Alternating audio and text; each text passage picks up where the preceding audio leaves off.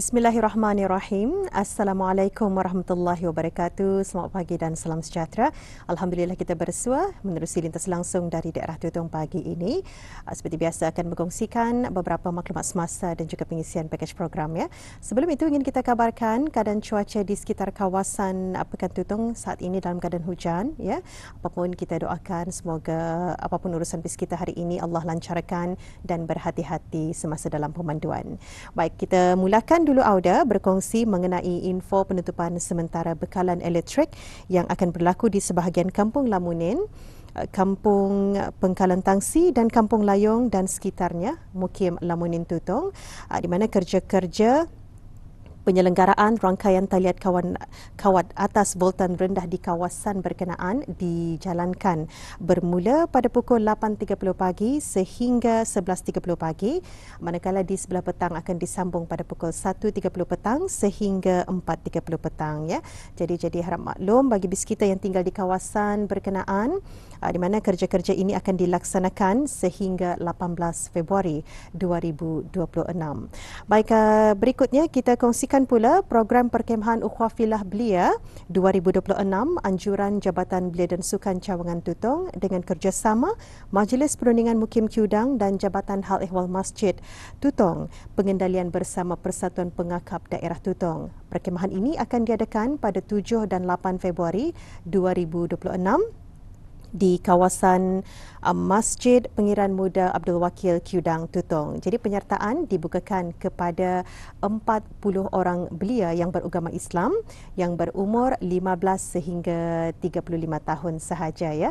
Jadi untuk mendapatkan keterangan lanjut mengenai pengisian aktiviti ataupun penyertaan, Auda boleh menghubungi Dayang Ainah di talian 893 8011 ataupun di talian 7321609 melalui Dayang Yani. Baik Auda, itu info mengenai program perkemahan Ukhuwah Filah Belia yang akan diadakan pada 7 dan 8 Februari nanti. Dan berikutnya kita beralih untuk menyaksikan pakej program yang kami hidangkan untuk Auda hari ini.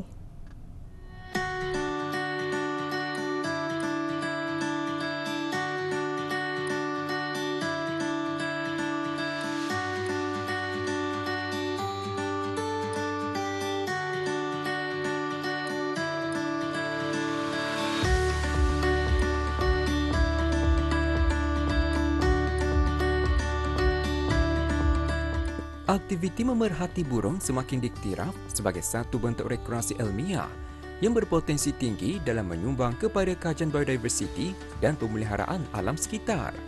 Aktiviti yang melibatkan pemerhatian burung di persekitaran semula jadi seperti hutan, taman rekreasi, kawasan paya dan pesisir pantai membolehkan mereka yang melakukan aktiviti tersebut menikmati keindahan alam. Sebagai aktiviti riadah yang dilakukan secara santai, memerhati burung menggalakkan gaya hidup sihat melalui pergerakan fizikal ringan dan penerokaan kawasan hijau. Aktiviti bersifat inklusif ini boleh dilakukan oleh sesiapa sahaja, sama ada secara individu maupun berkumpulan. Ya, ada penonton, pada masa ini kami sedang mencari spot ataupun tempat yang sesuai lah untuk membuat aktiviti memerhati burung. Dan kalau diikutkan masa ni berapa lama sudah tadi buat? Dalam 3 bulan sudah kami membuat aktiviti memerhatikan burung ataupun birds hunting, birds watching. Dan Alhamdulillah lebih kurang berapa spesies sudah? Around lebih 15 lah. Lebih 15 spesies yang telah pun kami temui. Ada yang jenis yang mudah ditemui, ada yang jenis rare ataupun kejarangan lah. Jadi ini memang setiap spesies ada mempunyai lokasi-lokasi seperti kawasan tanah rendah, kawasan tanah rendah, tanah tinggi, pegunungan. Tapi kalau di Brunei ini mungkin pegunungan tu agak sukar kali lah. Dan bukan saja di sini sebenarnya kami membuat, ada juga tadi membuat aktiviti birds hunting atau birds watching ini di daerah-daerah lain seperti kami pernah di Temburong. Temburong pernah, Belait di mana tu? Di Labi. Belait di Labi, ini di Tutong. Memang tempat kami lah, kami memang banyaknya membuat di Tutong. Dan nanti kami akan kongsikan bagaimana kebiasaannya cara kami membuat aktiviti birds watching ini. Mungkin lain orang lain caranya. Tapi ini cara kami lah, antaranya kami membawa speaker untuk Untuk memanggil burung dengan menggunakan aplikasi yang mungkin nanti akan dikongsikan. InsyaAllah. Jadi, itu terus yang ada bersama kami. Mengimbau sedikit, dalam beberapa minggu sebelumnya, saya bersama rakan saya telah melakukan aktiviti pemerhatian burung secara berterusan dan sistematik di beberapa kawasan yang mempunyai kepelbagaian habitat. Hasil pemerhatian mendapati kehadiran beberapa spesies burung yang signifikan, antaranya kingfisher dan black hornbill yang direkodkan semasa aktiviti penerokaan pada waktu siang dan sering dikaitkan dengan habitat berhampiran sumber air serta kawasan hutan matang. Selain itu, aktiviti pemerhatian turut diperluaskan ke waktu petang sehingga malam bagi menilai kepelbagaian spesies burung noktural. Melalui penerokaan pada waktu tersebut, spesies large-tailed nightjar telah berjaya kami kenal pasti, sekaligus menunjukkan perbezaan corak aktiviti burung berdasarkan tempoh masa serta adaptasi ekologi masing-masing. Pada kali ini kami meneruskan lagi aktiviti pemerhatian burung secara santai di salah satu kawasan berbukit di daerah Tutong. Aktiviti ini melibatkan perjalanan menelusuri kawasan tanah rata, permukaan berbatu serta laluan berbukit bagi mengenal pasti lokasi atau spot yang sesuai untuk tujuan pemerhatian. Walaupun aktiviti ini bersifat rekreasi dan tidak berfokus sepenuhnya kepada pengumpulan data saintifik, ia tetap memberikan pengalaman pemerhatian yang bermakna serta peluang interaksi langsung dengan persekitaran semula jadi. Baik ada penonton, di sini adalah beberapa jenis burung yang dapat saya perhatikan, tetapi kebanyakannya memang jenis burung yang kebiasaan lah. Burung yang biasa-biasa seperti burung layang-layang, burung pipit. Tapi itu yang biasa sahaja. Jadi kelazimannya mereka yang melakukan aktiviti memerhatikan burung ini, selalunya mereka ni akan target jenis burung-burung yang jarang lah. Burung-burung yang kejarangan dilihat. Dan sebabkan itu juga kebiasaan memang menggunakan kamera yang mempunyai yang setting up-nya yang lebih baiklah untuk difokus kepada burung-burung yang kita ni melihat tu. Kerana ada beberapa spesies saiz burung ni, ada yang damit, ada yang kecil, ada yang kadang-kadang yang berada di puncak pokok ataupun kalau kita ni melihat dengan mata kasar agak jauh, jadi perlukan kamera yang mempunyai lens yang panjang kerana ia punya fokusnya tu akan lebih fokus. Focal length-nya tu dapat lagi kita ni lebih jauh untuk target ataupun kita ni sasarkan ke burung yang kita ni akan lihat. Itulah. Jadi cuma itulah. Ini kami akan teruskan lagi mencari spot yang sesuai untuk mencari jenis-jenis burung yang lain lagi.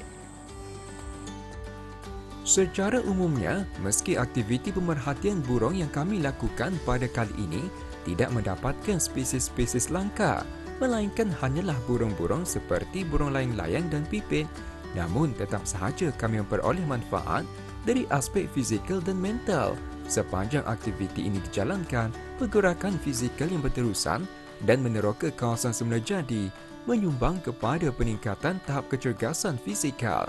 Pada masa yang sama, pendedahan kepada persekitaran alam semula jadi yang hijau serta suasana yang tenang dan kurang gangguan dapat membantu meningkatkan kesejahteraan mental, mengurangkan stres dan yang penting, ia memberi kesan relaksasi kepada kami. Dalam pelaksanaan aktiviti memerhati burung ini, kaedah yang kami gunakan adalah bersifat sederhana namun berkesan, sejajar dengan objektif pemerhatian secara santai dan pendidikan.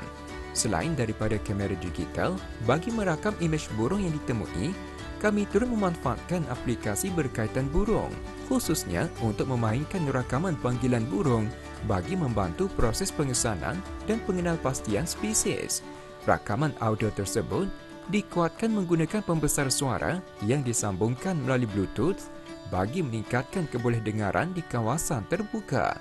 Selama menggunakan kaedah ini, beberapa spesies burung telah berjaya kami temui dan dokumentasikan visualnya. Baik ada penonton, Alhamdulillah saya rasa sampai di sini saja aktiviti memerhatikan burung Sememangnya aktiviti seumpama ini mengambil masa yang agak lama dan perlukan kesabaran sebenarnya. Samalah seperti aktiviti-aktiviti seperti memancing. Tapi bagi saya aktiviti memerhatikan burung ataupun birds watching ini agak lebih mencabar. Kerana kita pertama perlu memastikan spot ataupun lokasi mana yang kita ingin sasarkan, dan di sini kita berada di kawasan pesisiran pantai, Ben, ya. Kawasan pesisiran pantai yang mana antara burung-burung yang kami sasarkan tadi seperti rajudang, kingfisher, collared kingfisher, kemudian ada ornate sunbird pun ada kalau melintas-lintas tadi. Tapi apa yang penting adalah jika anda ingin melakukan aktiviti memerhatikan burung ini, pertama perlunya ada minat dan kesabaran. Kerana ia bukan satu perkara yang mudah untuk kita ni dapatkan sebenarnya. Jadi perlu ada teknik. Mungkin cara kami berdua ini adalah teknik yang paling sederhana. Tapi saya pasti ramai sebenarnya memiliki teknik-teknik ataupun cara-cara yang lebih moden, lebih advance-nya orang.